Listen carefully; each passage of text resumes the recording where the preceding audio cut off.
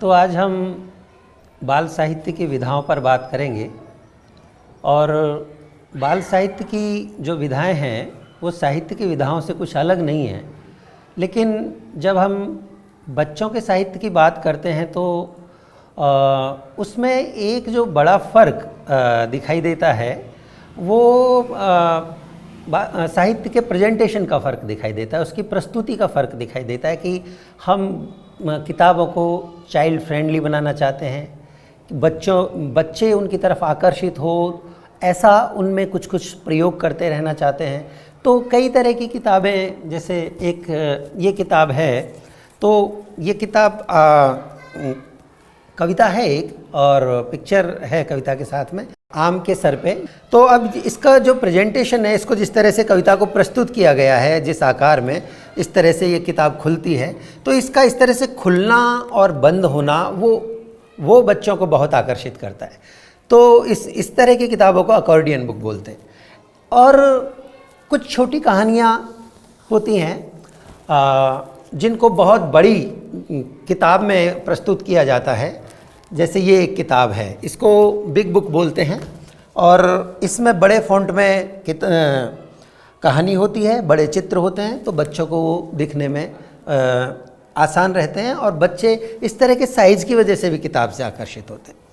इसी तरह से ये एक ग्राफिक बुक है, और इसमें ये प्रयोग ये है कि इसका किताब का हर पेज अलग तरह से खुलता है, और इस किताब को कागज़ काट के और चिपका के और उस तरह से इसमें इलस्ट्रेशन किया गया है। तो ये एक अलग तरह का प्रयोग है। इसी तरह का एक और प्रयोग मैं आपको बताता हूँ। ये एक किताब है भिक्षु, और इसमें ये ग्राफिक शैली की किताब है, और इस किताब में मधुबनी पेंटिंग का इस्तेमाल किया गया है, और मधुबनी पेंटिंग के माध्यम से कथा, इसमें एक धारावाहिक कथा चलती है, और वो पूरी इस तरह से एक बड़े सुंदर ढंग से अच्छे कागज़ पे इस किताब को प्रस्तुत किया गया है। तो ये किताबों की प्रस्तुति के बहुत सारे तरह तरह के प्रयोग लोग करते रहते हैं। एक और प्रयोग जैसे इस किताब में है, विनीता कृष्णा की ये किताब है। हालांकि जो मूल किताब है उसमें उन्होंने बहुत अच्छे से इन मछलियों को बनाया था, और इन मछलियों पे आप हाथ फेरो तो वो आपको लगेगी कि वो आपको छुअन का भी एहसास देंगी। तो किताब में संगीत का पुट देना और छुअन का पुट देना, ध्वनि का पुट देना, ये अलग अलग तरह के किताबों को लेकर प्रयोग होते हैं। एक ये किताब है जिसको फ्लिप बुक बोलते हैं। तो बहुत सारी कहानियाँ जो है फ्लिप बुक में इस तरह से चलती हैं। तो लेकिन ये केवल प्रस्तुति के तरीके हैं। तो बाल साहित्य में जो है प्रस्तुति को लेकर के काफ़ी ध्यान दिया जाता है, और इनको कभी हम विधाओं से मिक्स न करें। एक और उदाहरण है ये कार्ड का, कि इसमें कविताएं हैं और ये बहुत सारे कार्ड हैं, और कार्ड, तो ये भी एक तरह का प्रयोग है। तो ये तो बात हुई किताबों के प्रेजेंटेशन की, किताबों के आकार प्रकार की, और किताबों को कैसे चाइल्ड फ्रेंडली बनाया जाए, बच्चे कैसे उनकी तरफ आकर्षित हो, इसको लेकर के किए गए प्रयोगों की। अब हम आते हैं साहित्य की विधाओं पर। बाल साहित्य की विधाएं, जैसा कि मैंने पहले कहा, वही हैं जो कि साहित्य की विधाएं हैं। और साहित्य की विधाएं, उसकी दो प्रमुख धाराएं हमको हमारे पूरे दुनिया के इतिहास में देखने को मिलती हैं। एक धारा है मौखिक साहित्य, और दूसरी धारा है लिखित साहित्य। जब किताबें नहीं थी तब साहित्य की क्या स्थिति थी? तो हजारों सालों तक मौखिक साहित्य की परंपरा बनी रही, लिखित साहित्य तक भी, और वो आज तक भी बनी हुई है। मौखिक साहित्य की विस्तृत परंपरा हमारे देश में या पूरी दुनिया में हमको मिलती है। और मौखिक साहित्य जो है, विधाओं के नज़रिए से देखें तो तमाम तरह के चीज़ें मौखिक साहित्य में भी आपको मिलती है। वहाँ आपको गाथा मिलती है, लोक कथाएँ मिलती है, लोकगीत मिलते हैं, पहेलियाँ मिलती है, और नाटक के भी बहुत सारे रूप लोक साहित्य में मिलते हैं। तो तमाम तरह के प्रयोग वो मौखिक साहित्य में पहले हुए हैं और आज भी होते रहते हैं। उदाहरण के लिए ये एक किताब है रादुगा प्रकाशन से छपी हुई, बच्चों सुनो कहानी। तो रूस के लोक में प्रचलित ईसप की कथाएं इसमें मूलतः हैं और उन कथाओं को संकलित करके लियो टॉल्स्टॉय ने इस किताब को प्रकाशित किया। तो इस तरह से बहुत सारी कहानियाँ लोक की साहित्य में आई। ये एक और किताब है जैसे मरता क्या न करता, ये भी केरल की एक लोक कथा है। और एकलव्य ने लोक कथाओं को लेके कई सारे काम किए हैं। अक्ल बड़ी या भैंस, उनके यहाँ से एक किताब प्रकाशित हुई है। मिजबान एक किताब वहाँ से प्रकाशित हुई है। मारा बाघ गिरावा हाथी, इस किताब में भी अवध के लोकगीत संकलित हैं। हमारे यहाँ राजस्थान में विजयदान देथा ने बहुत काम किया लोक कथाओं को लेके, और बच्चों के लिए जो उन्होंने लोक कथाओं का संकलन प्रकाशित किया वो है, उसका नाम है अनोखा पेड़। इसी तरह से गुजरात में गीजूभाई बधेका ने बहुत सारी लोक कथाओं को संकलित किया और उनको वो बच्चों के लिए लेके आए। एनबीटी से उन किताबों का एक पूरा गुलदस्ता छपा है, गीजूभाई का गुलदस्ता नाम से। और उसकी भी एक किताब मैं आपको दिखाता हूँ, रंग बिरंगी मुर्गी। ये उस 10 किताबों के सेट का एक किताब है। अब हम आते हैं लिखित साहित्य पर। लिखित साहित्य में जो विधाएं हैं,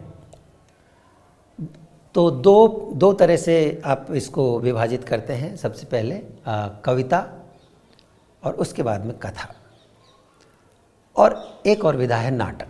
तो 3 विभाजन हम मोटे तौर पे करते हैं।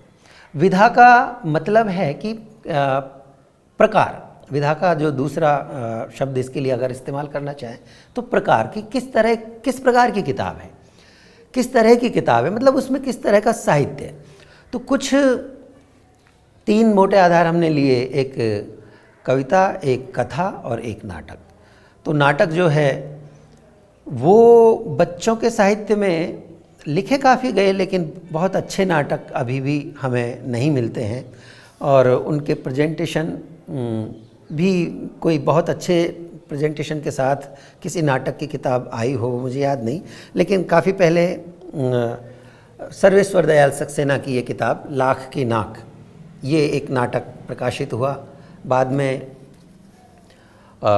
वाणी प्रकाशन ने हबीब तनवीर के बच्चों के लिए लिखे गए नाटकों की कुछ किताबें प्रकाशित की, जिनमें से एक ये है आग की गेंद। तो बच्चों के लिए नाटक की बहुत सारी किताबें हैं, और नाटक मूलतः करने की विधा है।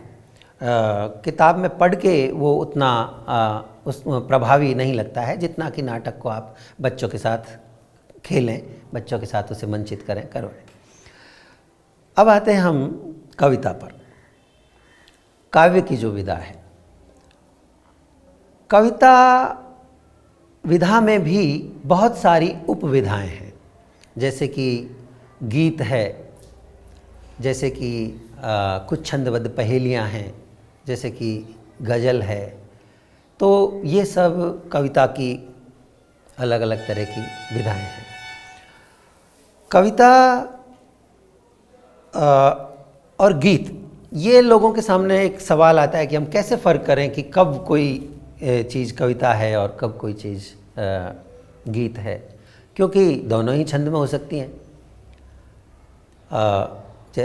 उदाहरण के लिए मैं एक कविता का उदाहरण देता हूँ। एक था तीतर, सूफ़ी तबस्सुम पाकिस्तानी शायर हैं, उनकी ये कविता है। एक था तीतर एक बटेर, लड़ने में थे दोनों शेर, लड़ते लड़ते हो गई गुम, एक की पूँछ और एक की दुम। तो अब ये कविता है, छंद में है, और इसको आप गा भी सकते हैं, लेकिन इसे हम गीत क्यों नहीं कहते?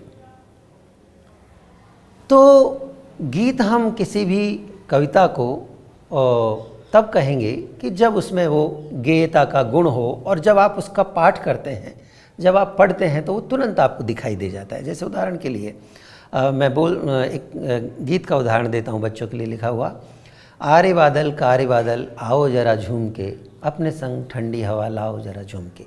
तो इसमें जो गेयता है, गीतात्मकता है, वो अपने आप ही आपको पता चलती है। और दूसरा जो बड़ा फ़र्क है गीत और कविता में, यह है कि कविता आपकी छंदबद्ध भी हो सकती है और वो मुक्त छंद की भी हो सकती है।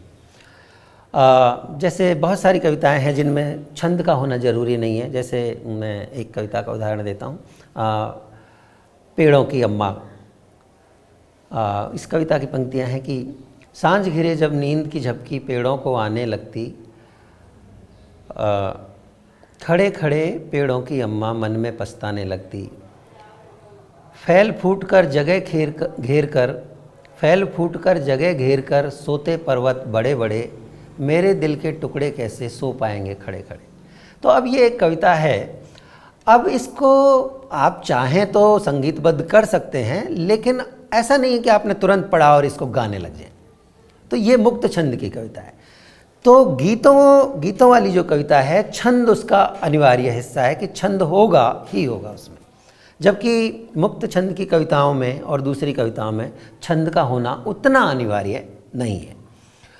तो कविता जो है वो एक प्रमुख विधा है और उसमें बहुत सारी कविताएं, बहुत सारी हमारी हिंदी की परंपरा में बहुत सारे अच्छे कवि हुए हैं और जिन्होंने कविताओं के संग्रह प्रकाशित किए हैं।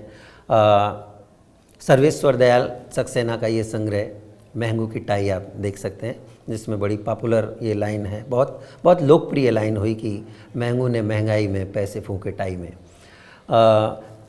सर्वेश्वर जी से भी पहले निरंकार देव सेवक हमारे यहाँ बहुत बड़े कवि हुए हैं, जिन्होंने बच्चों के लिए बहुत सारी किताबें लिखी। प्रोफेसर कृष्ण कुमार के साथ में मिल करके और निरंकार देव सेवक और कृष्ण कुमार ने ये महके सारी गली गली एक कविता संकलन निकाला और इस कविता संकलन में उन्होंने हिंदी की पूरी परंपरा के जो जितने भी कवि हुए हैं उनकी प्रतिनिधि कविताएं इसमें प्रकाशित की हैं। और ये चूँकि ये संकलन काफ़ी समय हो गया इसको आए, तो अभी एक नया और संकलन हाउ हाउ हप नाम से तेजी ग्रोवर ने संकलित किया है और इसको एकलव्य ने प्रकाशित किया है। तो ये कविता विधा के बारे में कुछ उदाहरणों के साथ में हमने बात की। अब आते हैं गद्य पर। अंग्रेजी में जिसके लिए शब्द है प्रोज। और गद्य की कई विधाएं हैं और गद्य में भी दो उपविधाएं प्रमुख है। एक है कथा और दूसरी है कथेतर। कथा में भी कई सारे प्रयोग हैं। कथा में उपन्यास है और कहानियाँ हैं, कथा जो। तो हिंदी साहित्य में, हिंदी के बच्चों के लिए लिखे गए साहित्य में ख़ास तौर से बहुत सारे उपन्यास प्रकाशित हुए और ऐसे उपन्यास जिनका आज तक भी वो जो मील के पत्थर हैं, आज तक भी उनको पढ़ा जाता है, सराहा जाता है और वो आज तक भी उनकी लोकप्रियता बनी हुई है। उदाहरण के लिए एक बहुत ही सुंदर उपन्यास राजकमल प्रकाशन से आया और सत्यु का लिखा हुआ ये उपन्यास है और इसको मतलब बहुत ही आधुनिक दृष्टि से लिखा हुआ ये उपन्यास है और इसका नाम है अनारको के 8 दिन। अनारको नाम की एक छोटी लड़की है, तो उसके मन में इस संसार को लेके किस किस तरह के सवाल उठते हैं और वो इतने तीखे सवाल हैं और इतने सुंदर सवाल हैं कि आपको एकाएक उनके जवाब नहीं सूझते। और इसी बात को आधार बना के सत्यु ने ये उपन्यास लिखा और ये बहुत ही मतलब कह सकते हैं कि हिंदी बाल साहित्य का एक क्लासिक उपन्यास है। हाल ही में एक उपन्यास एक तारा प्रकाशन के जुगनू प्रकाशन से ये प्रियमवद का एक उपन्यास प्रकाशित हुआ, नाचघर। ये इससे पहले चकमक पत्रिका में धारावाहिक छपा था और उसके बाद में ये पुस्तक रूप में आया और बहुत ही सुंदर ढंग से प्रियमवद ने इस उपन्यास को लिखा है। इसमें दो किशोर बच्चों के बीच में प्रेमानुभूति जो है उसको आधार बना के ये उपन्यास लिखा। कथा साहित्य में ही हम दूसरे उस पे चलते हैं और उसमें आते हैं कहानी पर। कहानी विधा में हमारे यहाँ जैसे बड़ों के साहित्य में एक लंबी परंपरा और एक बहुत ही समृद्ध परंपरा की कहानियाँ लिखी गई, वैसा बच्चों के साहित्य में कम हुआ। और इसकी वजह ये रही कि हमारे यहाँ बहुत लंबे समय तक बड़ों के लिए जो साहित्य लिखते रहे लेखक, वो बच्चों के लिए लिखने से परहेज करते रहे। किन्हीं कारणों से एक दूरी उन्होंने रखी, तो वो उतना संभव नहीं हो पाया। तो हम जो उन्होंने बड़ों के लिए लिखा उसी में से हम बच्चों के लिए कुछ चुनते हैं। जैसे प्रेमचंद की ईदगाह ये जो कहानी है, ये एक कहानी है। इसी तरह से पंच परमेश्वर एक कहानी है। भीष्म साहनी की एक कहानी है, गुलेल का खेल। और उपेंद्र नाथ अश्क की कहानी डाची। NBT-CBT ने काफ़ी सारी किताबें बच्चों के लिए प्रकाशित की। जैसे एक ये किताब है शंकर की लिखी हुई, ननिहाल में गुजरे दिन। तो ये एक बहुत सुंदर कहानी की किताब है। और अभी हाल ही में एक तारा प्रकाशन से, जुगनू प्रकाशन से सप्पू के दोस्त स्वयं प्रकाश की कहानियों का ये संकलन प्रकाशित हुआ है। इसी तरह से इसी प्रकाशन से वरुण ग्रोवर का संकलन पेपर चोर प्रकाशित हुआ। और तो अब ऐसी कोशिशें हिंदी साहित्य में, बाल साहित्य में होने लगी कि जो मुख्य धारा के लेखक हैं वो लेखक भी बच्चों के लिए लिखना शुरू करें। और उस सिलसिले में कई सुंदर किताबें हिंदी बाल साहित्य को मिली है। कथा साहित्य में बच्चों के लिए कहानियों में पिक्चर बुक बहुत सारी, बहुत सुंदर पिक्चर बुक और बड़े पैमाने पे NBT ने प्रकाशित की, CBT ने प्रकाशित की। और उसके बाद में आए अन्य प्रकाशनों ने भी बहुत सारी सुंदर पिक्चर बुक प्रकाशित की, जिसमें हम एकलव्य का नाम ले सकते हैं और तुलिका प्रकाशन का, कथा का। इन प्रकाशनों ने काफ़ी अच्छे प्रयोग किए और बच्चों के लिए बहुत सारी पिक्चर बुक्स जो हैं वो प्रकाशित की। कई बार ये होता है कि कब किसी किताब को, जैसे ये किताब है या जैसे ये कहानियों का ये संकलन है, तो कब किसी किताब को पिक्चर बुक कहें और कब किसी किताब को स्टोरी बुक कहें। जब अमूमन जैसे ये किताब है जिसमें कि चित्र बहुत ही कम है और टेक्स्ट इसमें बहुत ज़्यादा है, तो इसको हम स्टोरी बुक के तहत इनको ऐसी किताबों को रख सकते हैं। और पिक्चर बुक जो है उसमें टेक्स्ट और पिक्चर वो दोनों समान रूप से किसी चीज़ को, कंटेंट को आगे लेकर के जाते हैं। और पिक्चर बुक में कहानियाँ ही होना ज़रूरी नहीं है। कहानियों की बहुत सुंदर पिक्चर बुक हमें देखने को मिलती है, लेकिन बहुत सारा जो नॉन फिक्शन है, जो कथेतर साहित्य है, वो भी हमको पिक्चर बुक्स में देखने को मिलता है। एक तीसरी जो विधाओं में एक बड़ा वर्गीकरण करते हैं, वो वर्गीकरण है कथेतर का।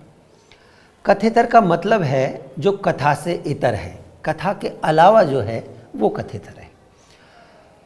तो और पुस्तकालय में कथेतर का भी उतना ही महत्व है जितना कि कविता का, जितना कि कहानी का। कथेतर की जब हम बात करते हैं तो बहुत सारी किताबें आपको उसमें मिलती हैं। मैं एक उदाहरण लेता हूं, जैसे कि एक तारा बोले, फिर से प्रियंवद की ये किताब है। और इस किताब में उन्होंने ये इतिहास पर आधारित किताब है और इतिहास में, पूरी दुनिया के इतिहास में जो 10, उनकी नज़र में जो 10 प्रमुख यात्री हुए, उन यात्रियों के जीवन वृत्तांत और उनके काम इसमें लिखे हुए हैं। तो एक तो जब टेक्स्ट बुक के जरिए इतिहास पढ़ना और एक इस तरह से जब इतिहास आपके सामने आता है उसको पढ़ना, वो आपको एक, बच्चों को वो एक अलग तरह का रचना पढ़ने का एक अलग तरह का वो सुख देता है, जिसमें आपने बहुत सुंदर तरह के मतलब संदर्भ सामग्रियाँ भी उसमें जुटाई हुई हैं, जिसमें किताबें हैं और दूसरे तरह के फ़ोटोग्राफ हैं। तो ये एक उदाहरण है। इसी तरह से ये तो एक बड़े लेखक द्वारा लिखी गई किताब है। इसी तरह से बच्चों ने भी एक गांव के इतिहास को लेके एक किताब बनाई और रूखी सुखी इस किताब का नाम है कि किसी गांव में, किसी इलाके में कभी बहुत अकाल पड़ा और उस अकाल के दौरान लोगों ने कैसे अपने आप को जिंदा रखा। तो लोगों के द्वारा अपने आप को जिंदा रखने की कहानियाँ इस कथेतर किताब रूखी सुखी में आपको मिलती है। तो कथेतर में भी बहुत सारे प्रयोग हुए हैं। तो साहित्य की बहुत सारी विधाएं हैं कथेतर में आती हैं, जैसे आत्मकथा है, जीवनी है, संस्मरण है, रिपोर्टाज है, रेखा चित्र है, यात्रा वृत्तांत है, डायरी है, पत्र है। तो ये तमाम कथेतर की विधाएं हैं। अब हम इन पे क्रमशः एक एक पे बात करते हैं। कई बार लोग आत्मकथा और जीवनी में कंफ्यूज हो जाते हैं। विधा के तौर पे मूलभूत फ़र्क यही है कि आत्मकथा जो है वो व्यक्ति की खुद की होती है, वो अपने बारे में खुद लिखता है, और जीवनी जो है वो किसी व्यक्ति के बारे में कोई और लिखता है। उदाहरण के लिए हरिवंश राय बच्चन की क्या भूलूं क्या याद करूं, वो आत्मकथा है, वो अपने बारे में उन्होंने खुद लिखी है। लेकिन आवारा मसीहा जिसमें शरत चंद्र चट्टोपाध्याय का जीवन है, वो एक जीवनी है जो कि विष्णु प्रभाकर ने लिखी है। तो ये आत्मकथा और जीवनी में फ़र्क है। बच्चों के साहित्य में भी कुछ उदाहरण हमको मिलते हैं। जैसे ये भीमायन एक किताब है, ग्राफिक बुक है ये, और इसमें भीमराव अंबेडकर की जीवनी जो है, जीवन की घटनाओं को इस किताब में संकलित किया गया है। तो इसको हम अंबेडकर की जीवनी कह सकते हैं। एक और विधा होती है साहित्य में संस्मरण। संस्मरण में जो है वो कोई एक स्मृति होती है, किसी व्यक्ति से जुड़ी कोई एक स्मृति है और उसको आपने कहानी की तरह से लिखा है, तो उस विधा को हम संस्मरण कहेंगे। जीवनी जो है वो पूरा जीवन क्रम उसमें आता है। आत्मकथा में भी व्यक्ति का पूरा जीवन क्रम आता है, लेकिन संस्मरण में उसके जीवन का कोई एक घटना, कोई एक समय, वो उसको आधार बना के संस्मरण लिखा जाता है। तो अब ये सारी विधाएं ऐसी भी हैं कि आपको पढ़ने में बिल्कुल कहानी का मज़ा देती है, कहानी की तरह लगती है, लेकिन हम इनको कथा नहीं कहते, कहानी नहीं कहते, हम इनको कथेतर कहते हैं। तो सवाल मन में आ सकता है कि इनको हम कथेतर क्यों कह रहे हैं, क्या फ़र्क है, क्योंकि ये भी कहानी जैसा ही लग रहा है। तो वो फ़र्क जो है वो यही है कि कथेतर में चाहे वो कहानी हो, सत्यों और तथ्यों पर वो आधारित होता है। उसमें मतलब वो कल्पना नहीं है, भले ही वो किसी के वो कल्पना नहीं है। जैसे कहानी के जो पात्र हैं वो काल्पनिक है, वो गल्प है, उसकी लेखक ने कल्पना की है। जैसे ईदगाह का उदाहरण हम लेते हैं, तो हामिद नाम का जो पात्र है या अमीना नाम की जो दादी, ये जीवन में इस तरह के उदाहरण आपको मिल सकते हैं। लेकिन इस कहानी में प्रेमचंद ने उन दो पात्रों की कल्पना करके और कहानी लिखी। लेकिन संस्मरण और आत्मकथा, जीवनी, उनके जो पात्र हैं उनका जीवन में कहीं ना कहीं कोई आधार होता है। जैसे कि एक बड़ी अच्छी किताब महाश्वेता देवी की है, क्यों क्यों लड़की। वो भी आदिवासियों के बीच में महाश्वेता देवी जब रहीं और वहाँ किसी एक लड़की को देख करके उन्होंने वो किताब लिखी, क्यों क्यों लड़की। तो कथेतर में एक चीज़ ये कि वो कथा जैसा होते हुए भी हम उसको कथेतर इसलिए कहते हैं कि उसमें जीवन में उसका आधार है, जीवन की कोई सच्चाई है, जीवन के तथ्य उसमें शामिल हैं। जैसे पत्र एक कथेतर विधा है, और पत्रों में नेहरू ने जो इंदिरा को पत्र लिखे, इंदिरा के बचपन के समय में, पुत्री के नाम पिता के पत्र, तो वो बहुत फेमस किताब है। इसी तरह से अब्राहम लिंकन ने एक पत्र लिखा, अध्यापक के नाम पत्र, वो पत्र बहुत लोकप्रिय है। तो ऐसे पत्र जो साहित्य की तरह लंबे समय तक जीवित रह पाएँ और जिनमें साहित्यिकता का इतना गुण बचा हो कि वो अमर रचनाएं बन जाएं, तो वो पत्र की एक पूरी विधा है।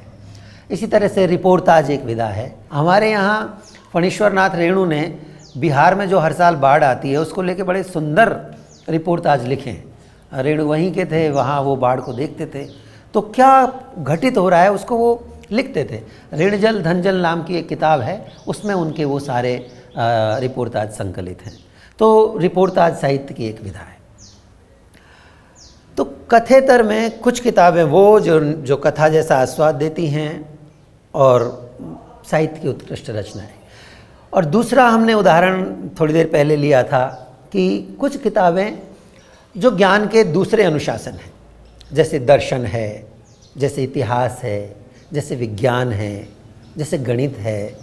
तो इन तमाम विषयों पर किसी शिक्षाक्रम के तहत नहीं, किसी पाठ्यक्रम के तहत नहीं, उन विषयों पे कैसे रोचक ढंग से बच्चों के लिए कुछ एक क्रिएटिव किताब लिखी जा सकती है। एक और जैसे उदाहरण के तौर पे मैं ये किताब आपसे साझा करता हूँ।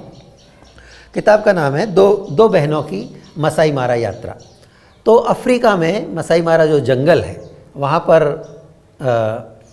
बीना काक और जो है कमला भसीन, तो दोनों बहनें हैं। ये दोनों बहनें उन जंगलों में जाके रहीं और उन जंगलों में जाकर के रोज़ाना का जो उन्होंने वहाँ देखा, जानवरों को देखा, पक्षियों को देखा और वहाँ की वनस्पतियों को देखा, और उस पूरे सौंदर्य को इस किताब में उन्होंने दर्ज किया। तो एक तरह से आपको मसाई मारा जंगल की केवल सूचनाएं नहीं देती कि आपको जिनको पढ़ के मजा न आए, वो वहाँ का ऐसी का कहानी में बुन के आपको इस तरह से कहती हैं कि आपको लगता है कि आप खुद मसाई मारा जंगल में कुछ दिन बिता रहे हैं। तो इस तरह की किताब भले ही वो किसी एक जानकारी को आपको दे रही है, लेकिन जानकारी को बहुत ही रोचक तरीके से दे रही है। कुछ किताबें होती हैं कि जो केवल जानकारी ही देने के लिए है, कि आप उस किताब के जरिए आप किसी विषय की अवधारणा को और बेहतर ढंग से और व्यापक ढंग से समझ पाएँ। जैसे कि मानव शरीर की तस्वीर, एक एकलव्य से प्रकाशित ये किताब है। तो सूचना ही है, लेकिन वो काफ़ी अच्छे बेहतरीन ढंग से इस किताब में आपको पढ़ने को मिलती है। कथेतर में एक और कैटेगरी है और एक और वर्गीकरण है, और वो है एक्टिविटी बुक्स का, कि बहुत सारी किताबें जिनके ज़रिए बताया जाता है कि आप बच्चों के साथ किस किस तरह की एक्टिविटीज़ कर सकते हैं, या जिनके ज़रिए कुछ अवधारणाएं समझाई जाती हैं। जैसे बहुत छोटे बच्चों के लिए 3 से 6 साल तक के बच्चों के लिए गोल और गोल का आधा, ये कॉन्सेप्ट समझाना है, ये अवधारणा समझानी है। तो इसी तरह से एक और एक्टिविटी बुक मैं आपको दिखाता हूँ, रंग बिरंगा रंगमंच। इस किताब को पढ़ के बच्चे खुद अपने आप नाटक तैयार कर सकते हैं। तो नाटक तैयार करने के दौरान उनको किन किन चरणों से गुजरना पड़ेगा, वो सारी चीज़ें ये किताब बताती है। इसी तरह से पेपर आर्ट की गतिविधि करने के लिए ये एक किताब है, एक आधार अनेक आकार। तो एक्टिविटी बुक भी कथेतर का एक बहुत बड़ा हिस्सा है, जो कि आपके पुस्तकालय को समृद्ध करता है, समृद्ध कर सकता है। इसी तरह से एक और वर्ग हम बना सकते हैं पत्रिकाओं का। तो मेरे पास अभी फ़िलहाल उपलब्ध 2 ही पत्रिकाएं हैं, साइकिल और प्लूटो। लेकिन हिंदी में बहुत अच्छी पत्रिकाएं निकलती रही समय समय पर। पराग उनमें एक बहुत बड़ा उदाहरण है। उसके बाद में नंदन ने भी बहुत काम किया, और चकमक ने बरसों तक 300 से ज़्यादा अंक उनके हो गए। तो चकमक एक पत्रिका जो है बाल साहित्य में बहुत प्रमुख पत्रिका रही है। ये जो विधाएं हैं, ये जानना किसके लिए ज़्यादा ज़रूरी है? क्या क्या बच्चों के लिए इसको जानना बहुत ज़रूरी है, या लाइब्रेरियन के लिए इसको जानना बहुत ज़रूरी है, या लेखक को इसको जानना बहुत ज़रूरी है? एक लाइब्रेरियन को विधाओं के बारे में जानना ज़रूरी है ताकि वो बच्चों के साथ सारी विधाओं पे समय समय पर एक्टिविटी करता रहे, काम करता रहे, और उसको अपनी लाइब्रेरी को व्यवस्थित करने के लिए भी विधाओं को जानना ज़रूरी है। और अगर उसकी लाइब्रेरी व्यवस्थित होगी और उसे मालूम होगा कि किस विधा की किताब किस रैक में रखी हुई है, तो वो तुरंत निकाल के वो दे सकता है। तो इस तरह से लाइब्रेरियन के लिए विधाओं को जानना बहुत ही ज़रूरी है। और एक लेखक के लिए भी विधाओं को जानना ज़रूरी है कि वो लिख रहा है तो वो ये देखे कि साहित्य में किस किस तरह के प्रयोग हो रहे हैं, किस किस प्रकार से लिखा जा रहा है। लेकिन लेखक वो है जो विधाओं से पार भी चला जाता है और नई विधाएं ईजाद कर देता है। तो लेकिन वो तभी कर पाता है जब पहले से क्या है उसको वो समझ पाए। तो लेखक के लिए भी विधाओं को जानना जरूरी है। लेकिन बच्चों को कि वो विधाओं को जाने ही जाने कि ये कौन सी किताब किस कैटेगरी में आएगी, इसका वो उसको अच्छे से मालूम हो ही हो, इस पर मुझे लगता है कि जोर देने की बहुत ज़रूरत नहीं है। क्योंकि जब आप सब तरह की विधाओं की किताबों का बच्चों के बीच में इस्तेमाल करेंगे और जब उनसे इस्तेमाल करते समय बता भी देंगे कि जैसे कि आज हम अनार को उपन्यास के एक पहले इसके पाठ का पहले दिन का हम इसमें आज पढ़ेंगे, तो बच्चों को पता चल जाएगा। या कि आज मैं आपको कविता कार्ड से ये कविता सुना रहा हूँ, या आज हम इस लाख की नाटक करेंगे। तो जब आप इस्तेमाल करेंगे तो धीरे धीरे उनकी एक समझ अपने आप ही विकसित होती चली जाएगी। दूसरी एक अंतिम बात मैं इसमें ये कहना चाहता हूँ कि विधाएं जो है वो कोई स्थिर चीज़ नहीं है और वो कोई बहुत स्पष्ट चीज़ नहीं है। इसलिए कई बार आपको बहुत दिक्कत होती है विधाओं को की पहचान करने में। जैसे उदाहरण के लिए एक किताब है मुकुंद और रियाज। इस किताब को आप जब पढ़ते हैं तो बिल्कुल आपको एक कहानी, ऐसा लगता है कि आप एक कहानी पढ़ रहे हैं और ये कहानी ही है। लेकिन इसकी अंतिम लाइन से हमको सूचना मिलती है कि ये नीना सबनानी के पिता के जीवन की एक सच्ची घटना है और उस घटना को आधार बना के उन्होंने ये कहानी लिखी है। तो चूँकि ये तथ्य है और सत्य है और इसमें जो किरदार है मुकुंद और रियाज, उनका जीवन में एक वजूद है, एक आधार है, इसलिए हम इसको कथेतर किताब की श्रेणी में रखेंगे। तो विधाएं इस तरह से आवाजाही आप परस्पर करती हैं। कोई किताब आपको गद्य है, वो कहानी की तरह लिखी हुई है, लेकिन इतने सुंदर और इतने प्रांजल गद्य में वो लिखी हुई है कि आपको उसको पढ़ते हुए कविता जैसा आनंद आता है। कई कविताएं ऐसी होती है कि उसमें एक कथा बुनी हुई होती है। सबसे बड़ा उदाहरण तो महाभारत ही है, काव्य की तरह लिखा गया है लेकिन उसमें कितनी सारी कहानी है। रामायण है, वो दूसरे तरह के उदाहरण है। तो बच्चों के साहित्य में भी इस तरह के बहुत सारे उदाहरण मिल सकते हैं। तो इस तरह से विधाओं का जो वर्गीकरण है या विधाओं का जो विभाजन हम करते हैं वो हम अपनी थोड़ी सुविधाओं के लिए करते हैं। बाकी विधाएं ओवरलैप करती है, आवाजाही करती है, और एक विधा को पढ़ते हुए आपको दूसरी विधा की याद आ सकती है, ये सब चलता है। तो विधाओं का ये जो हम वर्गीकरण करते हैं, विभाजन करते हैं, जिसमें तमाम तरह की विधाओं के बारे में हमने चर्चा की, वो सारी विधाएं जो है वो मूल तो एक ही विधा है, साहित्य है। ये विभाजन हम अपनी सुविधा के लिए करते हैं।